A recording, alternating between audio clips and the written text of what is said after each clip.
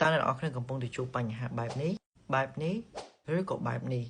ប្រកាសណាស់អ្នកនរគ្នាកំពុងតែជួបបញ្ហាជំងឺមួយដែលមានឈ្មោះថា seborrheic dermatitis ជំងឺ seborrheic dermatitis វាកើតឡើងដោយសារតែទី1ពាក់ព័ន្ធជាមួយនឹងដំណពូជទី2ពាក់ព័ន្ធជាមួយ environment នៅជុំវិញខ្លួនរបស់យើងឧទាហរណ៍អាកាសធាតុក្តៅពេកត្រជាក់ពេក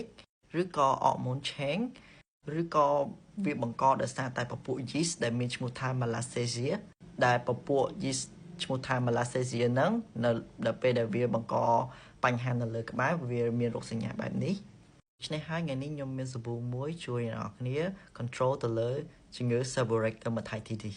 ដែលសាប៊ូមួយហ្នឹងមានឈ្មោះថា Ninazol Shampoo ដែលវាផ្សំអំពី Ketoconazole 2%វាល្អបំផុតសម្រាប់ក្នុងការព្យាបាលជំងឺ seborrheic dermatitis នេះហើយរបៀបប្រើប្រាស់វាងាយស្រួលខ្លាំងមែនតើអ្នកនរគ្នាអាចប្រើមួយសប្តាហ៍ប្រើ2ទៅ3ដងហើយអ្នកនរគ្នាអប់ទុករយៈពេល10នាទីរួចលាងទឹកចេញហើយបន្ទាប់មកអ្នកនរគ្នានឹងឃើញផលក្នុងរយៈពេល1សប្តាហ៍ឬក៏2សប្តាហ៍ស្ថិតនៅក្នុងករណីស្រាលឬក៏មធ្យមដូច្នេះអ្នកនរគ្នាអាចរកសាប៊ូនេះនៅលើទីផ្សារបានតែបើអ្នកនរគ្នាអត់ចង់ពិបាកទេអ្នកនរគ្នាអាចទាក់ទងមកខ្ញុំបាន